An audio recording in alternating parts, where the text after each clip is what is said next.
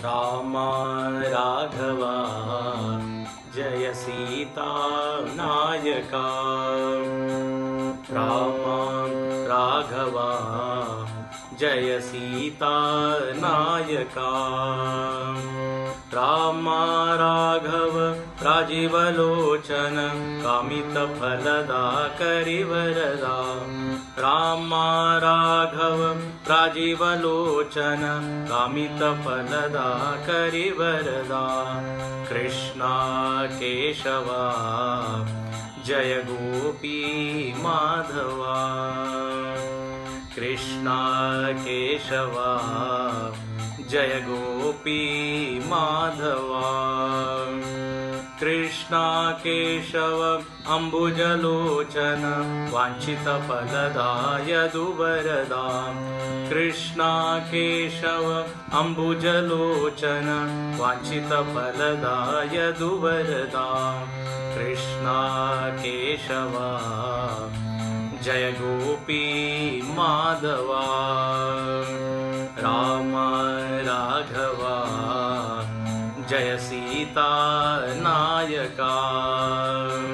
रामा राघवा जय सीता नायका।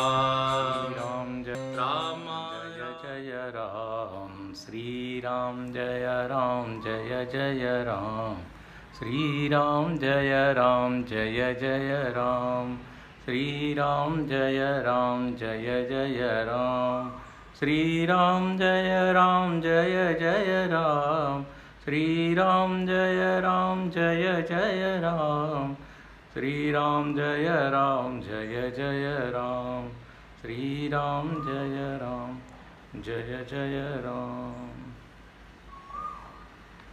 बालकांड में हम लोग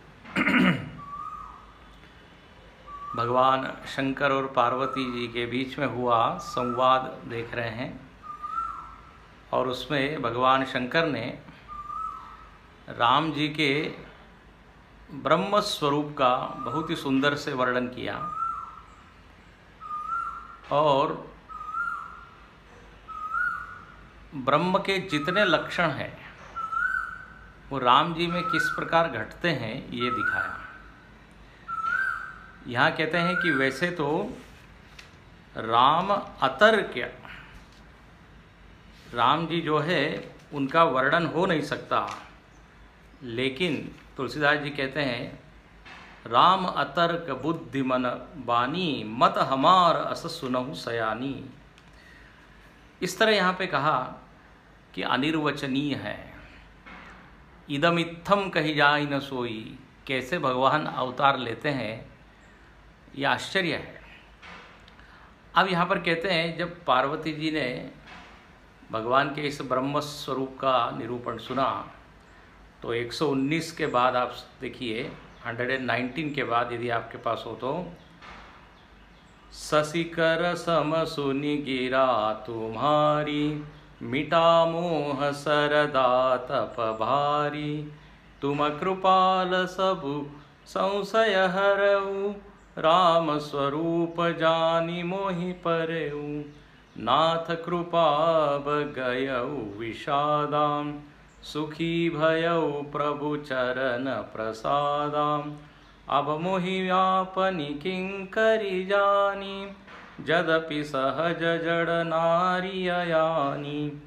प्रथम जो मैं पूछा सोई कहूँ जो मो पर प्रसन्न प्रभु अहऊ। राम ब्रह्म चिन्मय विनाशी सर्वरहित सबौर पुरवासी।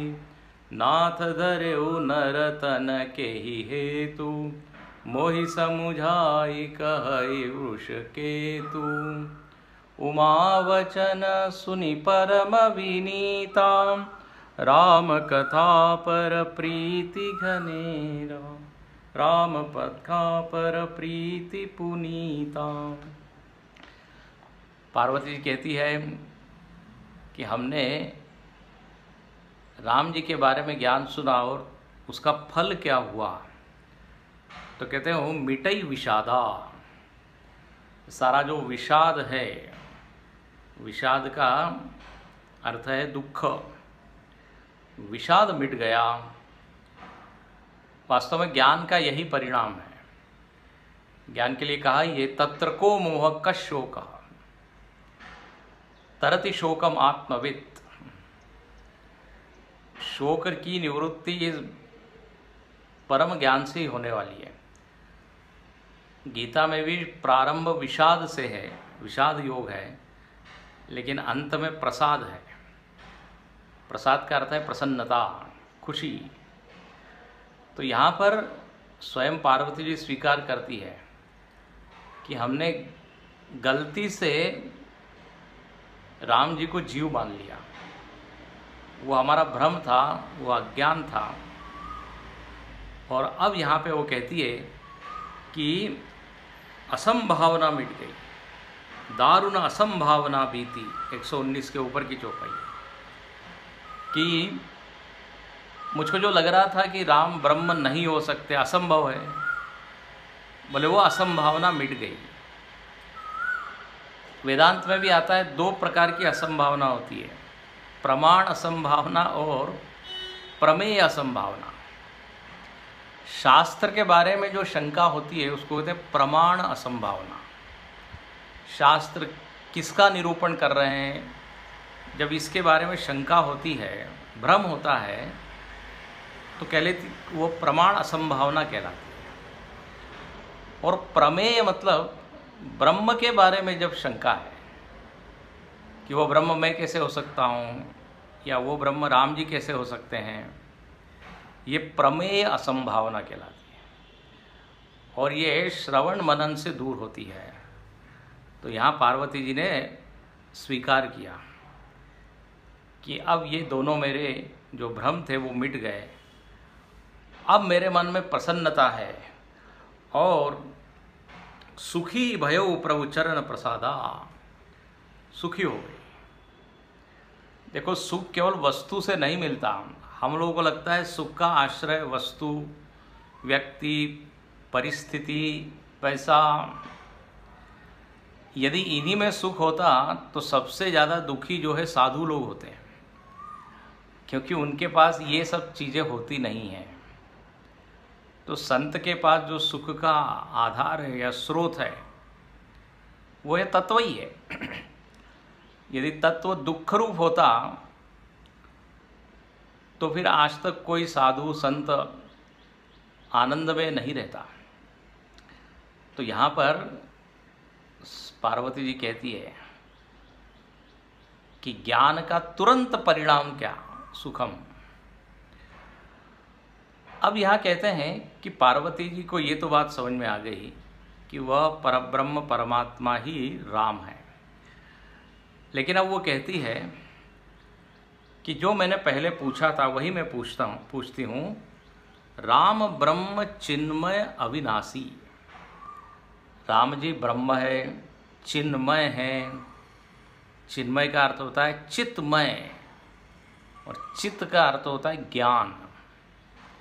तो जो ज्ञान स्वरूप है उसको कहते हैं चिन्मय। अपने गुरुदेव का नाम भी चिन्मयानंद। तो ज्ञान से जो भरे हुए हैं, जिनके जीवन में आनंद है, तो आत्मा का नाम ही है चिन्मयानंद, क्योंकि आत्मा चिन्मय भी है, आनंद रूप ही भी।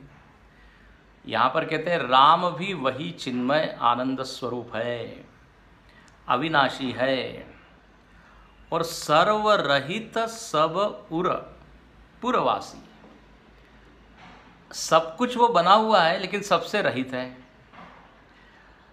भगवान की बात ऐसी है, वो सर्व कारण है, सर्वव्यापक है, सर्वरूप है, लेकिन सर्वरहित है।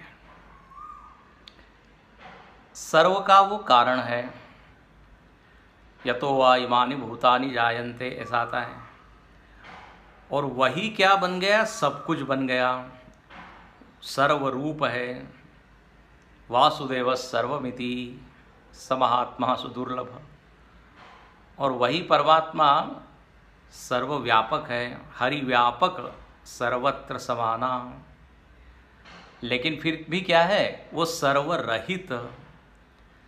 सब कुछ होकर भी वो सबसे असंग है। न त्वहम तेषु ते मयि। भगवान कहते हैं पूरा जगत मुझ में है, लेकिन मैं जगत में नहीं हूं।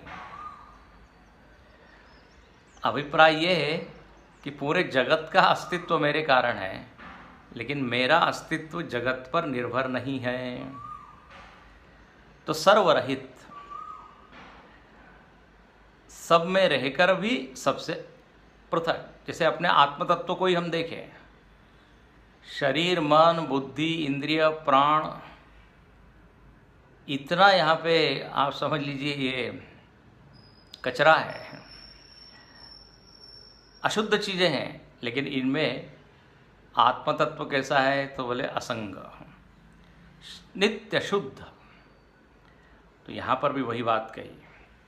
देखिए, जब अधिष्ठान अध्यास का संबंध होता है तो अधिष्ठान हमेशा निर्लिप्त ही रहता है। अधिष्ठान को अध्यस्त स्पर्श नहीं कर सकता। Superimpose thing cannot touch substratum.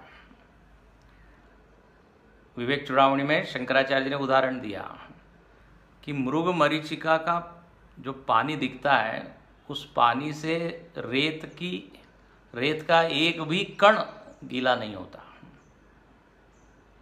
क्योंकि वो प्रातीतिक है। जो अधिष्ठान है वो सत्य है। तो इस तरह यहाँ पे राम जी का इस रूप में वर्णन किया। और अब पार्वती जी कहती है कि नाथ धर्यो नरतन के ही हेतु। ऐसा ये परमात्मा नरतन क्यों धारण करता है? नरतन मतलब मनुष्य का शरीर। वो जो उनका इनकारनेशन है, अवतार है, वो मनुष्य के रूप में क्यों होता है? ये निर्गुण सगुण क्यों बनता है? मोहि समझाई कहो वृषकेतु। हे वृषकेतु, ये भगवान शंकर का नाम है। वृषभ जिनके ध्वज के ऊपर है, वृषभ उनका वाहन भी है, तो वृषकेतु। ऐसे भगवान शंकर आप हमको समझा के बताइए। तो यहाँ पर प्रश्न क्या है कि भगवान अवतार क्यों लेते हैं?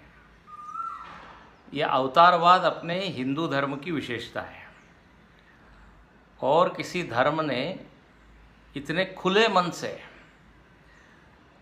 विथ ओपन माइंड इसको कहते हैं, अवतार स्वीकारा नहीं है। और वहाँ ये नहीं कहा है कि परमात्मा ही अवतार लेता है, बल्कि परमात्मा का पुत्र है, दूत है, वो आता है। परमात्मा हमेशा निराकार है। लेकिन यहाँ पर भगवत गीता में भी भगवान कहते हैं कि एक बार नहीं, अनेक बार संभवामी भवामी। भवामी का मतलब मैं होता हूँ मतलब जन्म लेता हूँ जब जब जरूरत पड़ती है। देखिए, यदि कोई किसी का मित्र है, यदि कोई किसी का सहायक है, तो अपने मित्र पर यदि कठिनाई आ रही है तो उसको दौड़ के आना ही चाहिए कि नहीं? यदि वो वास्तव में मित्र है तो उससे रहा नहीं जाता, वो दौड़ के आता ही है। तो यहाँ पर भगवान हम सबके मित्र भी है। तो यहाँ पर भगवान कहते मैं रह नहीं पाता, और आकर सब व्यवस्थित करता हूँ। तो यहाँ पर अब अवतारवाद का विस्तार से हम और देखेंगे। हेतु पूछ रही है कि ये भगवान क्यों आते हैं। अब कहते हैं भगवान शंकर ने जब ये सुना, उमा वचन सुनी परम विनीता, राम कथा पर प्रीति पुनीता। भगवान शंकर ने देखा कि आहा, भगवान ये माँ पार्वती जी का विशुद्ध प्रेम है राम जी में, और अब ये बिल्कुल जिज्ञासु है, अधिकारिणी हो गई है। तो अब इसका भी मैं उत्तर देता हूँ कि पहले तो उत्तर दिया, राम जी दिख रहे हैं जीव, वो ब्रह्म कैसे हैं? तो ब्रह्म स्वरूप का वर्णन किया। अब यही ब्रह्म स्वरूप रूप लेता है। अनाम ब्रह्म एक नाम धारण करता है, that which has got no name. अब वो नाम और रूप वाला होता है। तो अब वो क्यों होता है, उसका कारण क्या है, अब यहाँ शिव जी सुनाते हैं बड़े प्रसन्न होके। ही हर्षे कामारि तब शंकर सहज सुजान, बहुविधि उमहि प्रशंसि पुनि, बोले कृपा निधान। सियावर रामचंद्र की जय, पवन सुत हनुमान की जय, उमापति महादेव की जय, बोलो भाई सब संतन की जय। प्रसन्न होके यहाँ पे वर्णन है कि बहुत प्रशंसा करते हैं भगवान शंकर पार्वती जी की। और देखो ये एक सद्गुरु का लक्षण है कि वह शिष्य को एनकरेज करता है। शिष्य जब प्रश्न करता है तो गुरु ऐसा नहीं कहता अरे तुमको इतना भी नहीं मालूम। गुरु में शिष्य के प्रति प्रेम भाव होना चाहिए, और ये भाव होना चाहिए कि ज़्यादा से ज़्यादा मैं इनकी शंकाएं दूर करूं। तो यहाँ पर पार्वती जी की बहुत प्रशंसा की कि आपने बहुत अच्छा प्रश्न किया। गीता में भी हम अर्जुन की प्रशंसा करते हुए देखते हैं भगवान को। अब यहाँ कहते हैं देखो सुनो, अब मैं तुमको सुनाता हूँ।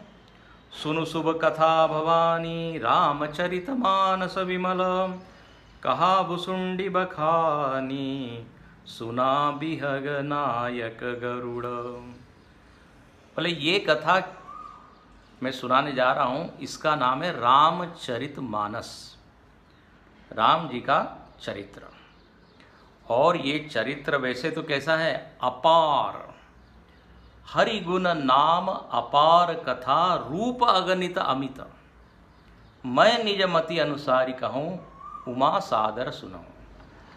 यहाँ कहते हैं कि राम जी का नाम रूप उनकी लीलाएं अपार है। अपार का मतलब होता है कि बुद्धि से जिसका ग्रहण हो नहीं सकता। कितना भी हम चिंतन करें वो बुद्धि के पकड़ में आता नहीं। जितना भी हम सोच सकते हैं सोचते हैं, लेकिन जितना हमने सोचा उतना ही है, वो ऐसा नहीं। इसलिए भगवान शंकर बड़ी अच्छी बात कहते हैं कि अपनी मति के अनुसार जो मैंने समझा है वो मैं सुना रहा हूँ। हर व्यक्ति की मति बुद्धि अलग अलग है। हर व्यक्ति को परमात्मा या यह ज्ञान पूरा पूरा नहीं पकड़ में आता।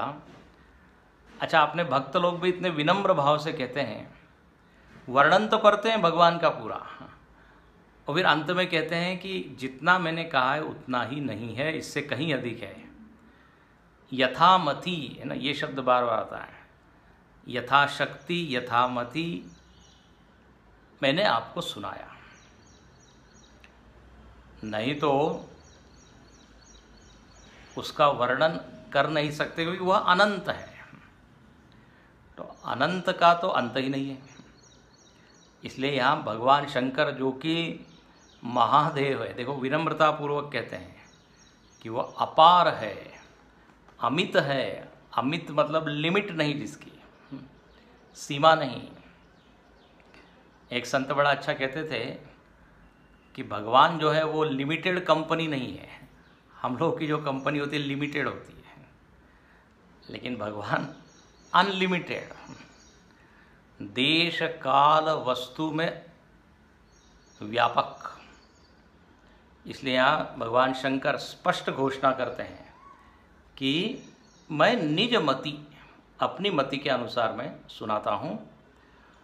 और 120 के बाद कहते हैं, सुनु गिरिजा हरि चरित सुहाए, विपुल विशद निगमागम गाए, हरि अवतार हे तुझे ही होई, इदमित्थम कहीं जाई न सोई। सुनु गिरिजा, गिरिजा का अर्थ होता है गिरी से जो प्रकट हुई है।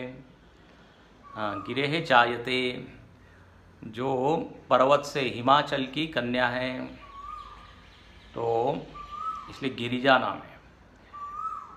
आपको हम सुनाते हैं यह कथा, और ये विपुल विशद निगम आगम गाए। भगवान की इस कथा को निगम और आगम दोनों ने गाया है।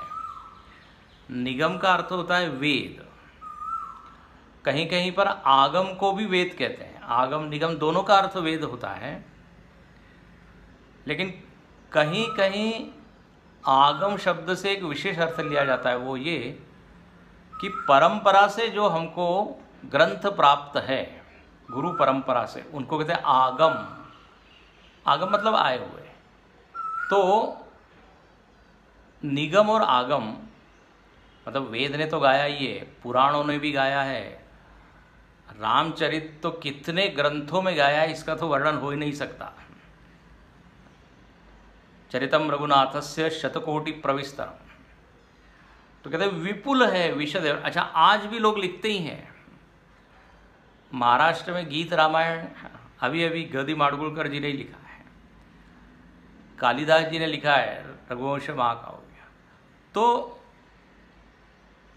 जितना भी लिखा जाए कम ही है। अलग अलग ढंग से अलग अलग आयाम को उन्होंने प्रकाशित किया है। तो ऐसे निगमागम मतलब जो मैं कहने जा रहा हूँ वो केवल मेरा ही मत नहीं है, शास्त्र सम्मत है, शास्त्रों ने गाया है। प्रमाण जो है शास्त्र है। वेदांतों में हम देखते हैं व्यक्ति को प्रमाण नहीं माना गया, या माना भी है तो उसको गौण प्रमाण माना है। मुख्य प्रमाण है वेद। वेदानुकूल यदि उसका उपदेश है तो फिर वो प्रमाण है, उसके वाक्य को प्रमाण माना जाता है। उसको ही कहते हैं आप्त वाक्य। मतलब जो सिद्ध पुरुषों के उपदेश है, सिद्ध पुरुषों के लिखे हुए ग्रंथ है, वो सब आप्त वाक्य है, जिनको ज्ञान प्राप्त हो गया है, जो सिद्ध हो गए, और वो ऐसे ही मत की स्थापना करते हैं जो सबको स्वीकार होगा। मतलब केवल व्यक्तिगत अनुभव नहीं बता रहे हैं, जो कॉमन ट्रूथ है। इसलिए भगवान भाष्यकार भी कहते हैं कि हम कह रहे हैं इसलिए मत स्वीकार कीजिए, उपनिषद कहते हैं इसलिए अद्वैत है। तो यहाँ पर भी भगवान शंकर बिल्कुल वही बात कहते हैं, आगम निगम। और हरि का अवतार कैसे होता है, इदम इत्थम कही जाय न सोई। इदम इत्थम, इदम मतलब इदम इत्थम मतलब इस प्रकार से, ऐसा। यू कैनॉट एक्सप्लेन एग्जैक्टली, ऐसा ऐसा ही होता है, इस कारण से ही होता है, क्योंकि अनेक कारण है अवतार के, अनेक हेतु है। परमात्मा अनंत है, उसकी लीलाएं अनंत है, तो उसके अवतार भी अनंत है, उसके कारण भी अनेक है। तो इदम इत्थम, इस प्रकार ऐसा है, इतना बताया नहीं जा सकता। इसलिए आगे तुरंत वो लिखते हैं, राम अतर्क बुद्धि मन वाणी। मन, वाणी और बुद्धि तीनों से परे हैं। अतर्क है, अतर्क मतलब तर्क से इसकी सिद्धि नहीं होती। ये बिल्कुल याद रखने वाली बात है। प्राय हम लोगों का विश्वास तर्क पे ज़्यादा है। हम लोग प्रमाण शास्त्र से ज़्यादा अपनी बुद्धि को मानते हैं। शास्त्र ने कहा है, बोले ठीक है, तो इन लोगों ने कहा होगा, ये इनकी श्रद्धा है। जब तक व्यक्ति को लॉजिकली कोई प्रूव न कर दे तब तक स्वीकार नहीं होता।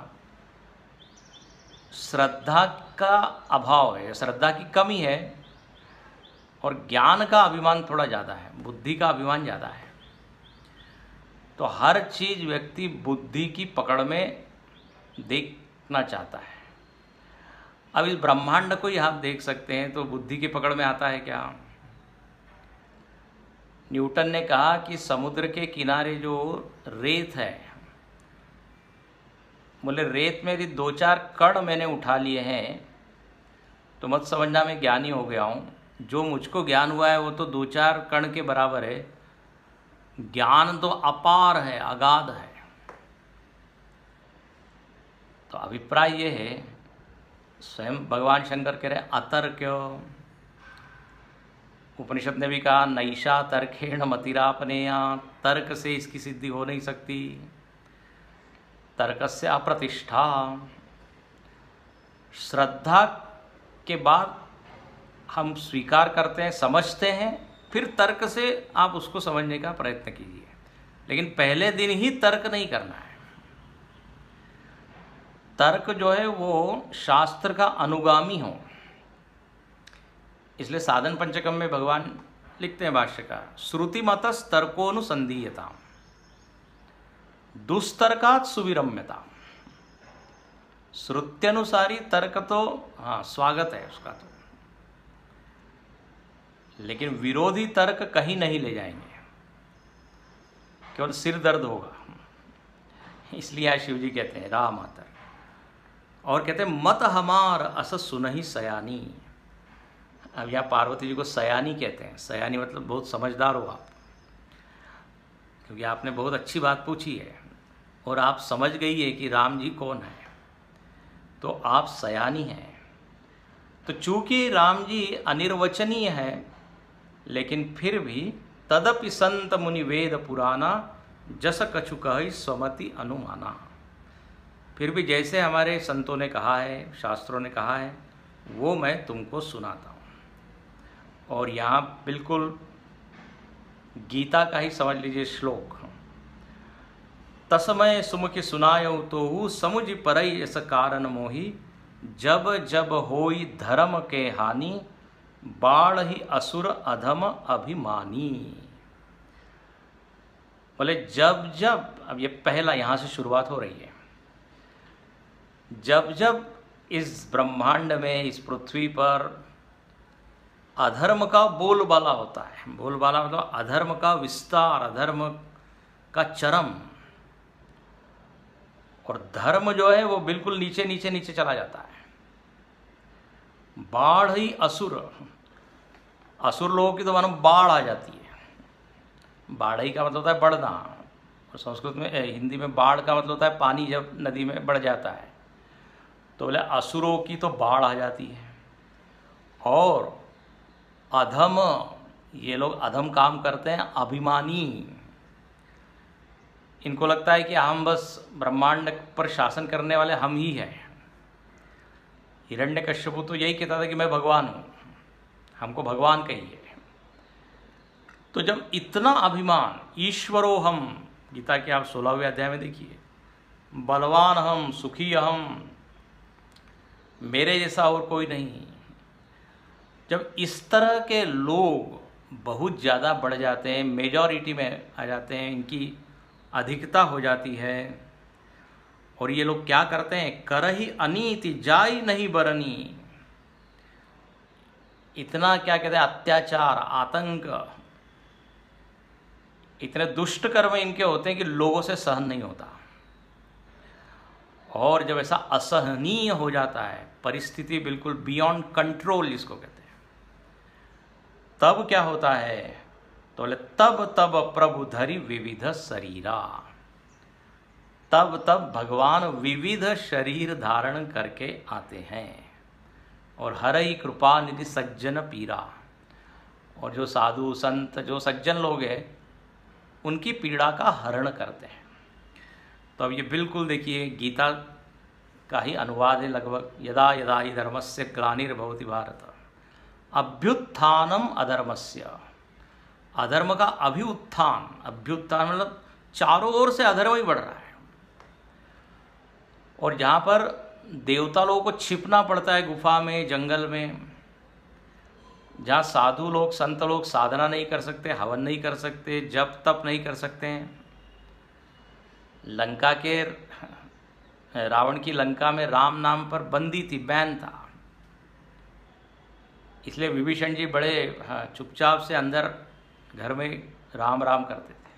बाहर उन्होंने राम नाम भी नहीं लिखा अपनी कुटिया पे, वह रामायुध अंकित ग्रह, धनुष्य और बाण उन्होंने अंकित किए। तो ऐसी स्थिति है। तो अधर्म की चरम अवस्था, और धर्म नीचे नीचे चला जाता है, तब कहते हैं धर्म की ग्लानि होती है। कितना सुंदर शब्द भगवान कृष्ण ने दिया है, ग्लानि मतलब हानि। हानि जब व्यक्ति को होती है तो दुख ही होता है, उसी को बोलते हैं ग्लानि। तो धर्म दुखी होता है, इसलिए श्रीमद् भागवत में आप देखते हैं धर्म के 4 पैर है, उसके 3 पैर टूट जाते हैं, टूटे हुए हैं कलयुग में। तो जब ऐसी स्थिति है तो भगवान कहते हैं कि असुरमारी थापहि सुरनम राखहि निज श्रुति सेतु जग विस्तार ही विशद जस राम जन्म कर हेतु। बोले जब ऐसी स्थिति भगवान देखते हैं तो रुक नहीं पाते, असुरों का विनाश करने के लिए, साधुओं की रक्षा करने के लिए आते हैं। अब देखो ये हम सब लोग सुनते आए हैं बहुत समय से, अब सबको ये मालूम है, धर्म की स्थापना और अधर्म की निवृत्ति। अवतार का यह मुख्य प्रयोजन है, परित्राणाय साधूनां विनाशाय च दुष्कृतां। कम से कम ये 2 श्लोक तो हमको याद होने ही चाहिए गीता के, यदा यदा ही धर्मस्य और परित्राणाय साधूनां विनाशाय च दुष्कृतां धर्म संस्थापनार्थाय संभवामि युगे युगे। अब लेकिन यहाँ प्रश्न है कि धर्म की हानि होना मतलब क्या। सबसे पहले तो हमको ये समझना पड़ेगा कि धर्म का अर्थ क्या है, क्योंकि धर्म के अनेक अर्थ हो जाते हैं। या हिंदू धर्म या इतर धर्म का अर्थ लेना है, हाँ, या धर्म यानी ड्यूटी भी होता है, कर्तव्य होता है, धर्म यानी स्वभाव होता है। तो धर्म की हानि हुई मतलब एक्चुअल में क्या हुआ, और अधर्म का विस्तार हुआ मतलब क्या हुआ, क्योंकि शब्द तो है, हमारे कान पे आए हुए हैं। तो उसका विस्तार अगली कक्षा में देखेंगे, क्योंकि हम उसको यदि अभी करेंगे तो समय अपने पास कम है। लेकिन यहाँ पर कहने की बात यह है कि रामचरितमानस में भी गीता का ही सिद्धांत बताया हुआ है, अलग कोई सिद्धांत है नहीं। श्रीमद् भागवत में भी यही सिद्धांत है। वैसे तो 2 हेतु बताए जाते हैं, एक तो धर्म की स्थापना के लिए भगवान आते हैं, और दूसरा भक्तों की इच्छा को पूर्ण करने के लिए आते हैं। सीधी बात है। जो बहुत भक्त लोग हैं वो कहते हैं भगवान रावण को मारने के लिए नहीं आते। रावण को मारना ही होता तो वो तो वहीं बैठे बैठे ही मार सकते थे। अचिंत्य शक्ति है उनके पास, अनिर्वचनीय शक्ति है। अब हम लोग रिमोट कंट्रोल से कुछ कुछ कर सकते हैं ना, आजकल के नए नए वेपन्स आप देखिए। तो भगवान क्या उतना नहीं कर सकते? उसके लिए इतना आना और प्रयत्न करना उसकी आवश्यकता नहीं है। तो किसके लिए आते हैं? भक्तों के हित के लिए, भक्तों को दर्शन देने के लिए। ये एक हेतु है। तीसरा हेतु यह है कि ये दानव लोगों ने बहुत जब आतंक मचाया तो भगवान कहते हैं मुझको मानव बन के आना पड़ेगा और इन दानवों का संहार करना पड़ेगा और मनुष्य को कैसे जीना चाहिए ये सिखाना है। तो एक आदर्श जीवन कैसा होता है ये सिखाना है, तो मुझको आना ही पड़ेगा। इसलिए भगवान ने अवतार लिया। तो 3 हेतु बताए, धर्म की स्थापना, भक्तों की इच्छा पूर्ण करने के लिए, और तीसरा आदर्श की स्थापना के लिए। अब अगली कक्षा में अगले बुधवार को हम इसका विस्तार करेंगे। धर्म यानी क्या, आदर्श पुरुष मतलब क्या, और भक्ति के लिए, भक्तों के लिए भगवान आए हैं तो उसका भी क्या गूढ़ अर्थ है वो हम देखेंगे। और अगले वर्ग में बहुत ही अच्छी कथा आने वाली है, ज़रूर आप आइए उसमें। और वो नारद जी की कथा आने वाली है, बहुत ही रोचक है, इंटरेस्टिंग है। आज हम यहीं रुकते हैं। ओम पूर्णमदः पूर्णमिदं पूर्णात् पूर्णमुदच्यते पूर्णस्य पूर्णमादाय पूर्णमेवावशिष्यते। ओम शांति शांति शांति। हरि ओम। श्री गुरुभ्यो नमः। हरि ओम।